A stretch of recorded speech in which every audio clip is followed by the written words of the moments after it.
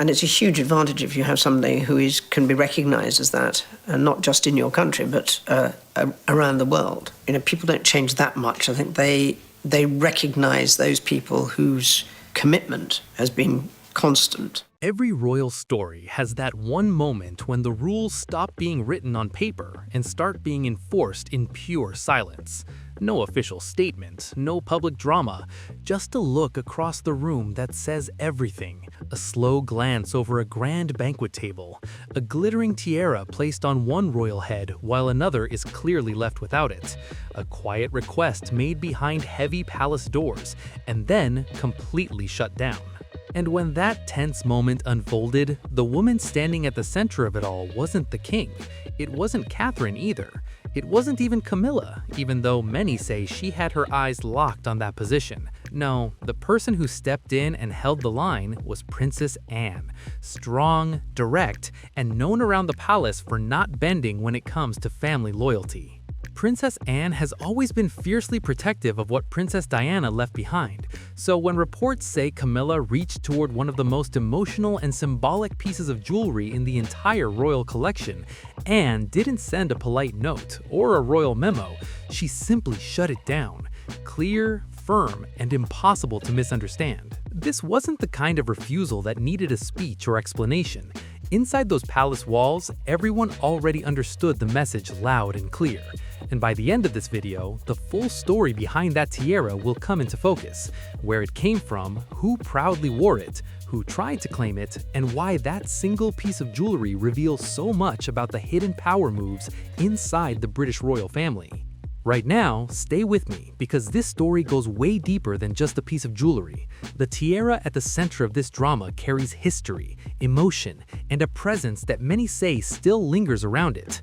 To understand why this moment shook the palace, you first need to understand what the Cambridge Lover's Knot tiara really is, and why it stands apart from every other jewel in the royal vault. This is not just a beautiful crown sparkling under palace lights. This tiara is like a time machine. Every single time it's lifted from its velvet case, it brings more than a century of royal history with it. Stories of love, heartbreak, duty, and the heavy expectations that come with being part of the monarchy.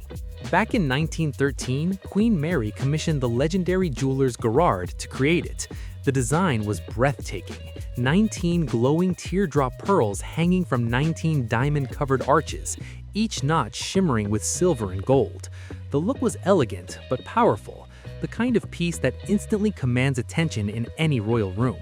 Queen Mary created the tiara as a tribute to her grandmother, Princess Augusta, Duchess of Cambridge, a woman she deeply respected and admired. The inspiration behind the design was already 200 years old when Queen Mary had it recreated. She wanted something that carried the weight of history, but still looked stunning on a modern royal figure. And for decades after that, the tiara quietly moved through royal life, waiting for the next woman destined to wear it. Queen Elizabeth II first received the dazzling tiara from her grandmother and wore it with calm, icy elegance throughout the 1950s. Every appearance carried that quiet royal power that only she could deliver. But after those early years, the piece slowly disappeared from the spotlight, carefully stored away in the royal collection. Then, everything changed in 1981. Lady Diana Spencer stepped into the world stage, young, nervous, glowing with that unmistakable charm. When she married Prince Charles in what the world called the wedding of the century, the Queen handed her this historic tiara as a wedding gift, and suddenly, the story of the jewel took a dramatic turn. Diana didn't just wear the Cambridge Lover's Knot tiara, she completely redefined it. She appeared in it in glittering state banquets, standing out so brightly that every eye in the room drifted straight toward her. She wore it during royal tours to Hong Kong and Saudi Arabia, and at formal receptions packed with diplomats and world leaders. With every appearance, her grace and natural charisma transformed the tiara from a simple royal heirloom into something unforgettable. Before long, people didn't just see a crown jewel, they saw Diana.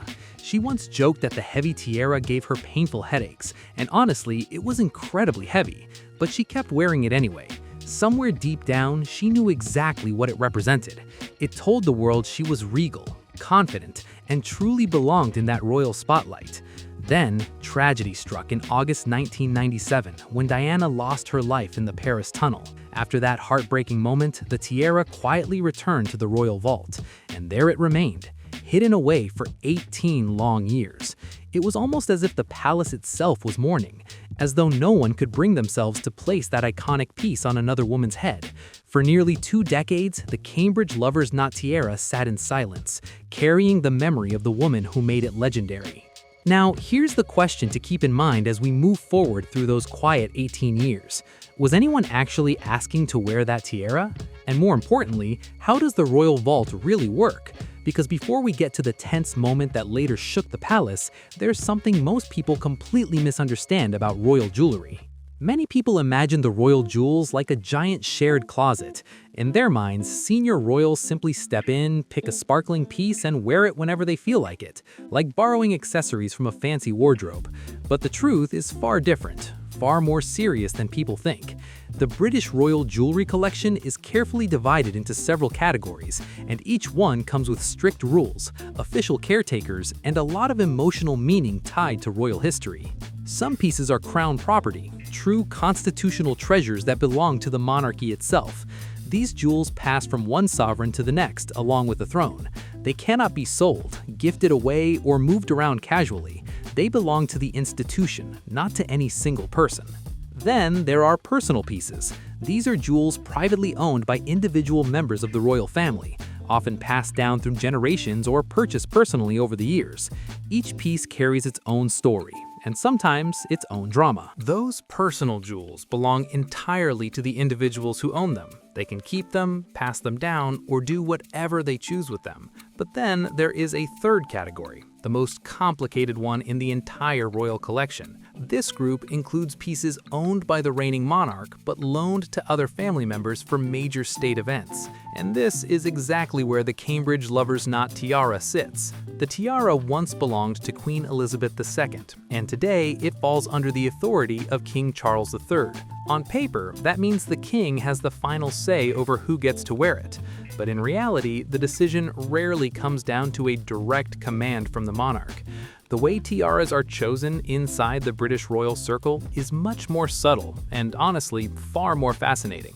Instead of strict orders, there's an unspoken system that everyone understands. Senior royal women usually choose their tiaras based on 3 invisible pressures.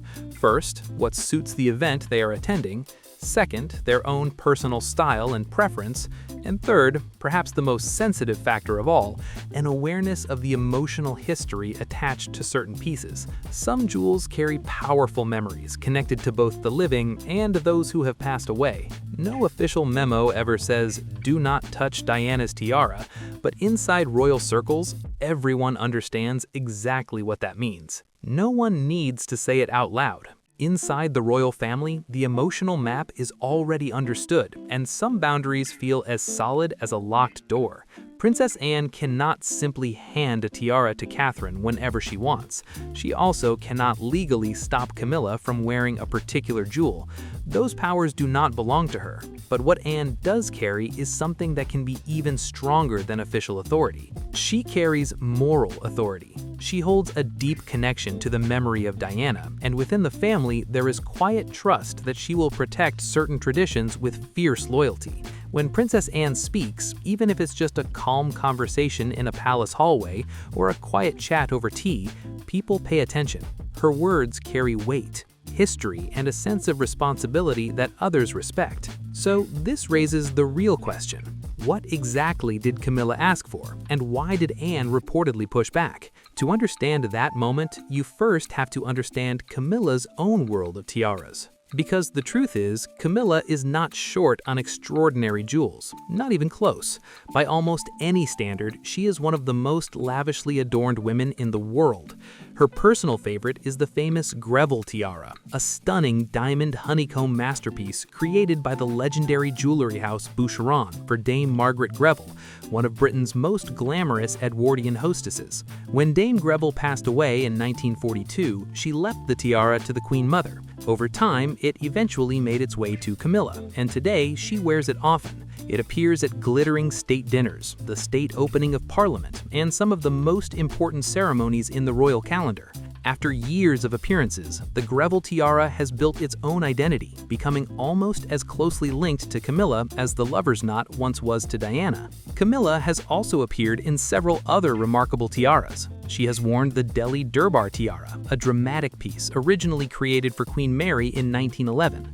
She has stepped out in the striking Belgian sapphire tiara, which made a powerful impression when it appeared at King Charles's very first state banquet. And more recently, she wore Queen Alexandra's Kokoshnik tiara, a breathtaking design set with more than 400 diamonds that had not been seen in public since Queen Elizabeth wore it back in 2015. Then, in November 2025, Camilla introduced yet another dazzling piece at the diplomatic reception, the Greville Emerald Kokoshnik tiara. This jewel carries deep family history and was famously worn by Princess Eugenie at her wedding in 2018. With appearances like these, it's clear Camilla is not lacking when it comes to spectacular royal jewelry. She has rare pieces, historic pieces, and magnificent diamonds that would leave most royal collections speechless. Slowly but surely, she has been building a tiara legacy of her own with confidence and polished royal style. So the real mystery begins here. Why would she want the lover's knot? That question sits right at the center of this story, and when you really think about it, the answer reveals something a little uncomfortable about the complicated dynamics inside the palace. Some palace insiders have suggested it was never truly about the tiara itself.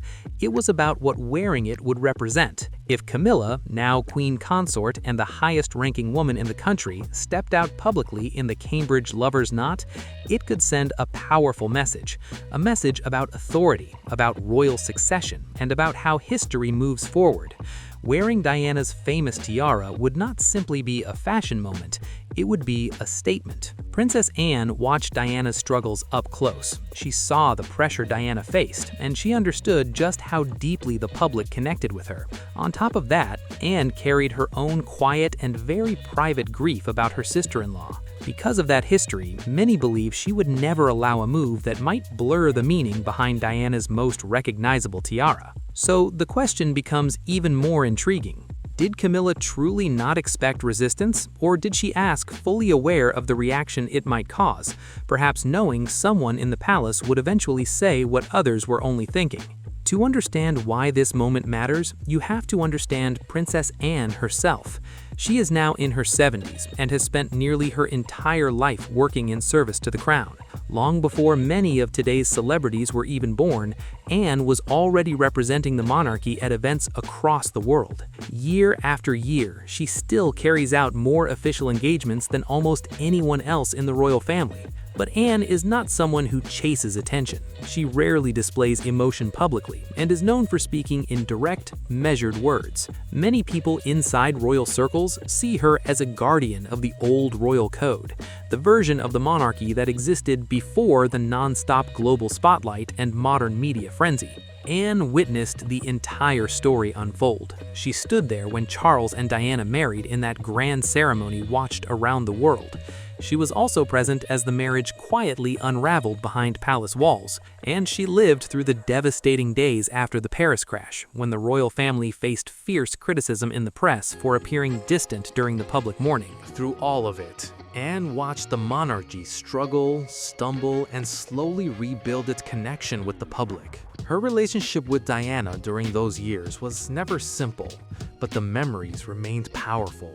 Anne and Diana came from completely different worlds and had very different personalities. Anne was known for being steady, reserved, and controlled. Diana, on the other hand, moved through life guided by emotion and instinct, connecting with people in a way that felt natural and powerful. Their styles could not have been more different, but time, and especially loss, has a way of sharpening what truly matters. In the years after Diana's passing, Princess Anne quietly became one of the strongest protectors of Diana's legacy within the royal family. She never makes dramatic public speeches about it. In fact, Anne almost never speaks about Diana at all. Yet her position has been made clear through the choices she supports and the lines she refuses to let anyone cross. To Anne, Diana's memory is not something to debate or bargain over. When Catherine first appeared wearing the lover's knot tiara in 2015, there were strong reasons to believe Anne supported that decision. Catherine had become the new Princess of Wales, the same title Diana once carried, along with many of the same duties and expectations. In that context, the tiara felt like a symbol of continuity rather than imitation.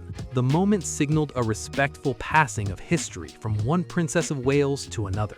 But Camilla's situation has always been viewed differently by many people. She was present during the difficult years when Charles and Diana's marriage was breaking apart.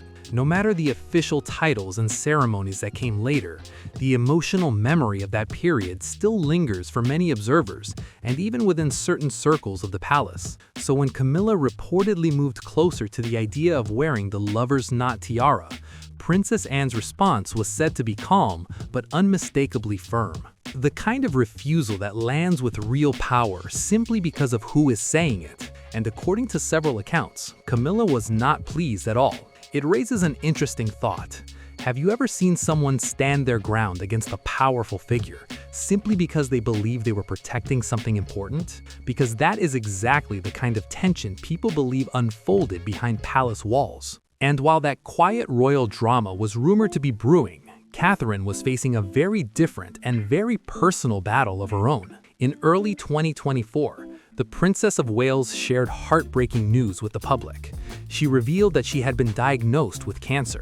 The announcement stunned royal watchers around the world. Supporters were devastated, and even many critics suddenly fell silent. For months after that message, Catherine stepped away from public life completely. No royal appearances, no photographs, no official engagements. During that long absence, the lover's knot tiara remained locked away in the vault while the world waited for any sign of her return. Then came July 2025, and a moment that instantly captured global attention. At the French state banquet held at Windsor Castle, Catherine walked into the Grand Hall wearing a dramatic crimson gown by Givenchy with a sweeping cape flowing behind her, and shining beneath the chandeliers on her head as if history had returned in full force was the Cambridge lover's knot tiara. The reaction was emotional.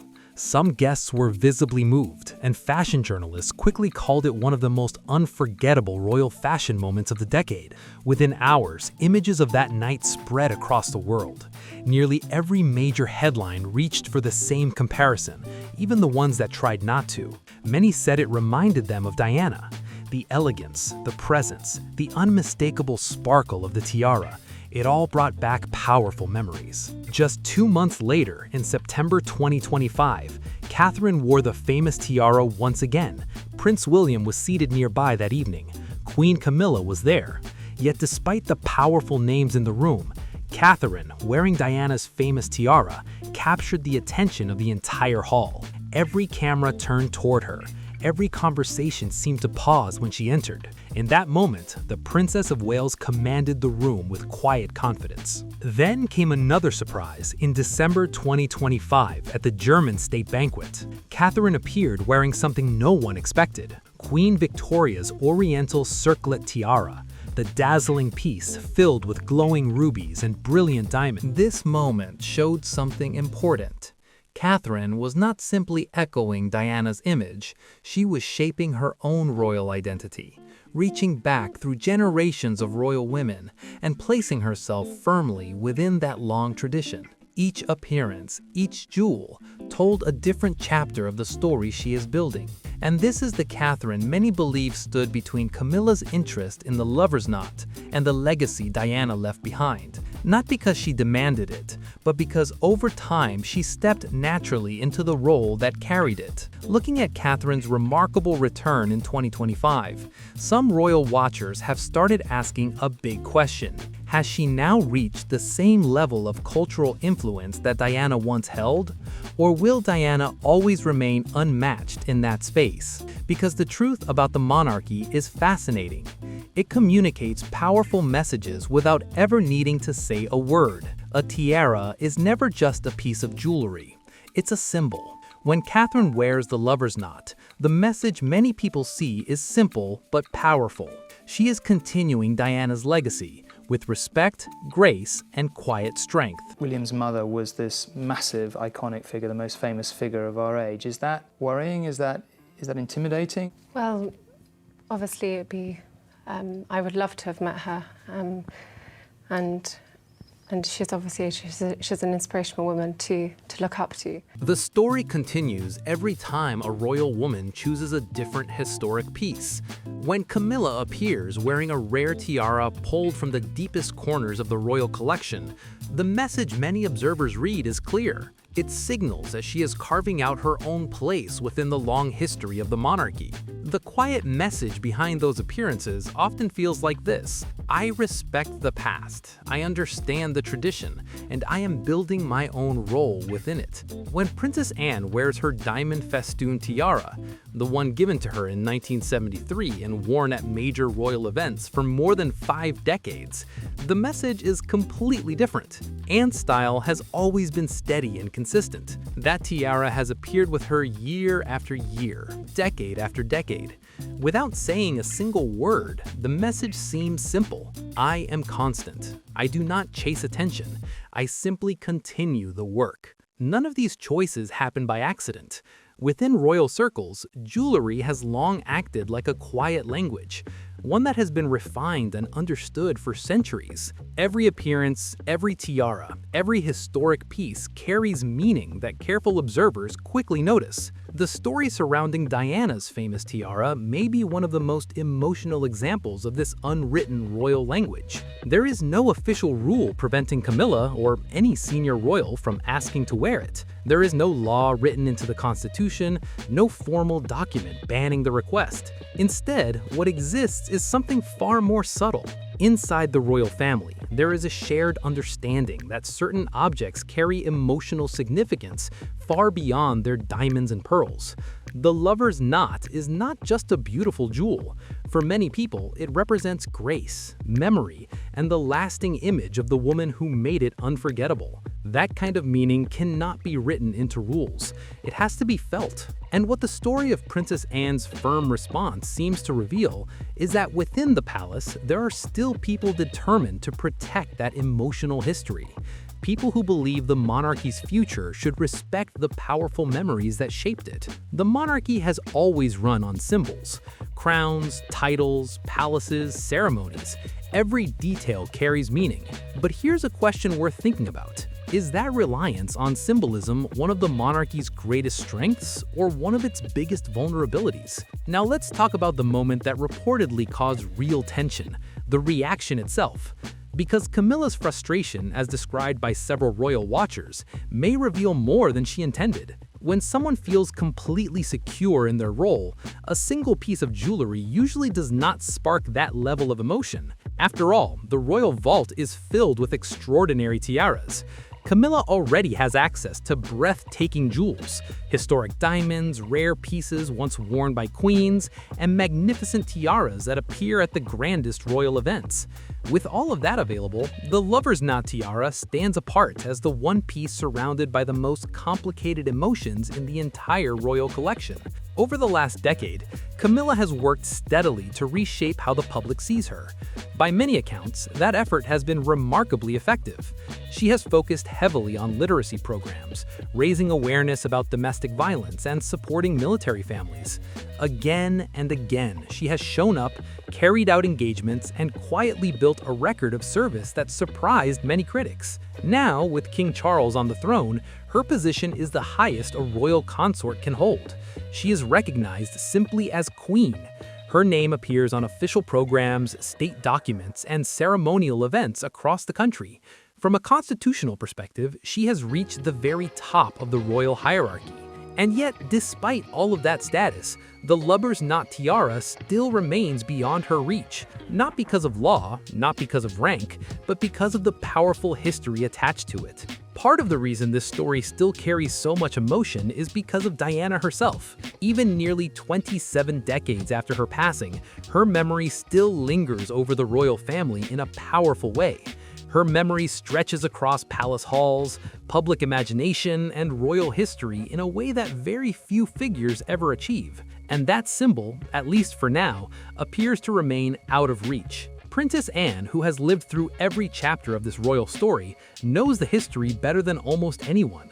She is known for remembering everything, offering forgiveness carefully, and protecting certain traditions with fierce determination. If Anne truly drew a quiet line around the lover's knot, it would reflect the kind of firm but understated influence she has carried for decades. And then there's the question people always ask, even though no one can truly answer it. What would Diana have thought about all of this? She might have looked at Catherine wearing the lover's knot and felt a sense of recognition. Catherine shares some of Diana's natural ability to connect with people and bring warmth to formal royal events. She has used her position to focus on issues like mental health, cancer awareness, and early childhood development, causes that reflect a compassionate style of public service. Diana wore the tiara like a crown she had earned through experience and struggle. Catherine wears it more like a legacy she has inherited, and one she seems determined to honor with care. As for Camilla, Diana was very open about the pain she felt during the difficult years of her marriage. Those wounds were deeply personal and widely known. But Diana was also someone who believed strongly in moving forward even after the hardest chapters of her life. Diana once said she hoped to be remembered as a Queen of Hearts, not the Queen of England. She wanted to change how the monarchy connected with people. She wanted it to feel emotions more openly instead of hiding them behind tradition and formality. In a strange way, the story of the lover's knot tiara reflects that very idea. The piece appears to remain symbolically out of reach for Camilla, not because of a written royal rule, but because of a shared emotional understanding inside the palace. That quiet boundary may be one of the most striking examples of how Diana's influence still shapes royal thinking today. For once, the palace seems to be honoring feeling over pure protocol. It recognizes that some symbols carry memories that cannot simply be rewritten as time moves forward. In the deepest emotional sense, many people still see the lover's knot as Diana's tiara, and those who admired her continue to associate the jewel with the grace and compassion she showed the world. Looking ahead, the future of the tiara now rests largely with Catherine. At 43, she appears to be entering one of the most confident and influential chapters of her public life. She still has many years ahead as Princess of Wales and one day as Queen. The lover's knot will likely continue appearing at state banquets, diplomatic receptions, and the most important evenings on the royal calendar. Each time it sparkles under palace lights, it will spark headlines around the world. And every appearance will carry two stories at once. People will remember Diana, but they will also watch Catherine gradually add her own chapters to the history of the tiara. That is how royal heirlooms truly gain power. They are not frozen in the past like museum artifacts. They are living symbols, gathering new meaning every time a different woman steps forward and wears them before the world. Every royal event, every official photograph, every state banquet adds another layer to the story of these historic jewels. And one day, when Catherine eventually becomes queen and Prince William ascends to the throne, the future of the lover's knot tiara will once again become a fascinating question. At that point, attention will naturally turn to the next Princess of Wales. If Prince George marries in the future, his wife would inherit that famous title. With the title could eventually come access to the tiara as well. That has often been the path for royal heirlooms tied closely to the role Diana once held. But there is another possibility that many royal watchers love to discuss: Princess Charlotte. As the daughter of the future king, Charlotte is growing up surrounded by royal tradition. She already captured attention during King Charles's coronation in 2023, when she wore a sparkling crystal headpiece that looked strikingly similar to a small tiara. Even at a young age, the moment hinted at the royal presence she may one day carry. Charlotte represents something unique in royal history. She carries Diana's bloodline through her father, while also being raised by Catherine, who now wears the lover's knot with such recognition. One day, Charlotte could potentially wear the tiara as something that is both deeply inherited and entirely her own. One thing, however, is very clear. The Spencer tiara, the piece Diana wore on her wedding day, will not pass into the royal family. That tiara belongs to the Spencer family and is kept by Diana's brother, Charles Spencer, the 9th Earl Spencer. For years, there have been rumors that Catherine or even Charlotte might wear it someday, but the Spencer family has made their position known. The Spencer tiara is reserved for future Spencer brides. In a way, it preserves Diana's life before she entered the palace, honoring the young woman she was before royal life changed everything. But the lover's knot is different. That tiara belongs to the monarchy itself. It is tied to the title of Princess of Wales, the role Diana made unforgettable, and that story is still continuing. Now step back from the glitter of the tiaras for a moment and look at the bigger picture. The story of the Cambridge lover's knot, who wears it, who does not, and who quietly protects its meaning, actually reflects something much larger happening inside the British monarchy today. The institution finds itself balancing two powerful forces. On one side is the weight of its past, especially the lasting legacy of Diana. On the other hand is the constant pressure to move forward and adapt to a modern world. It is a delicate line between official rank and the far more unpredictable power of public affection, between what tradition allows and what people emotionally accept. Back in 1997, when Diana passed away, that tension exploded into public view. While the royal family remained at Balmoral during those first days of mourning, crowds gathered outside Buckingham Palace in grief. Many people felt the monarchy seemed distant during a moment when the nation was heartbroken. For a time, the relationship between the public and the crown was seriously strained. The lesson from that crisis did not come overnight. It took years of reflection and adjustment. But gradually, the royal household realized something important. Symbols matter enormously. Public emotion cannot simply be brushed aside by royal protocol. The bond between the monarchy and the public is not built only on laws or titles.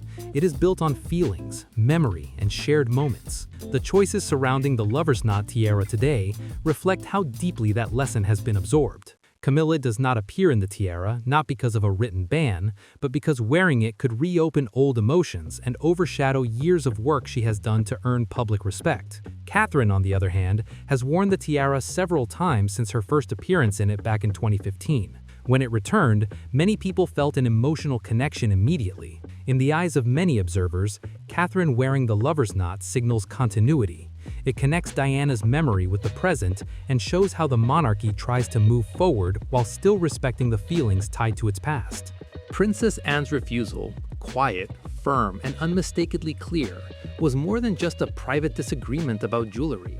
To many observers, it looked like the palace reminding itself of something deeper: who the monarchy is, what it owes to its past, and which symbols must be protected in order for the institution to keep its meaning. That kind of decision is not simple stubbornness.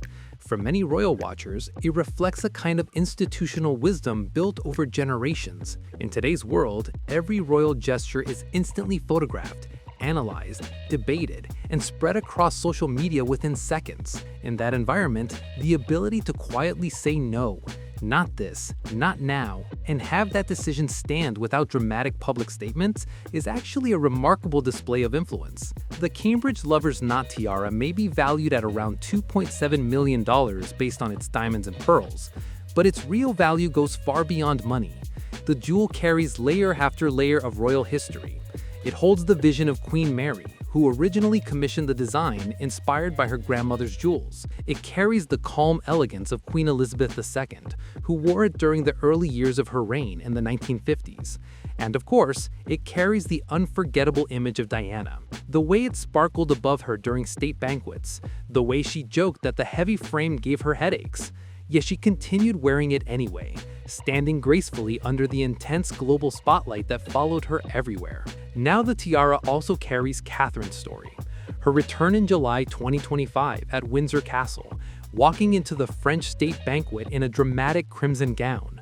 Her appearance again in September at the US state banquet, wearing golden lace and stepping confidently back into royal life after a difficult health battle. By placing that tiara on her head again, Catherine sent a quiet message of resilience, still present, still serving, still carrying the responsibility forward. And in another way, the tiara also tells a story through absence, because the fact that it has not appeared on one particular head reflects the moment Princess Anne reportedly drew a line, protecting a symbol that for many people carries far more than diamonds and pearls. For all its drama, its disagreements, and its complicated family history, the royal institution still has people inside it who quietly defend certain lines that should never be crossed. Sometimes that defense does not happen in speeches or official statements. Sometimes it happens in a quiet palace corridor where someone simply says, "Not that one. Never that one." The British royal family is many things at once: ancient yet modern, powerful yet vulnerable, admired and criticized in equal measure. But in the story of this one tiara, with its 19 pearl drops, its brilliant diamond arches, and the delicate lover's knots that give it its name, you see something that rises above all the palace politics. You see the lasting influence of a woman who wore it as if it truly belonged to her story. A woman the world loves so deeply that nearly 30 days after her passing, the tiara is still connected to her memory. Diana. Always Diana. If this story made you see the monarchy differently, if it made you think about symbols, legacy, and the quiet rules that shape powerful families, make sure you like the video, subscribe to the channel, and share it with someone who loves royal history. And now, I want to hear from you. Do you think the monarchy will ever fully step out of Diana's shadow? Or is that very shadow part of what keeps the institution standing today? Drop your thoughts in the comments below.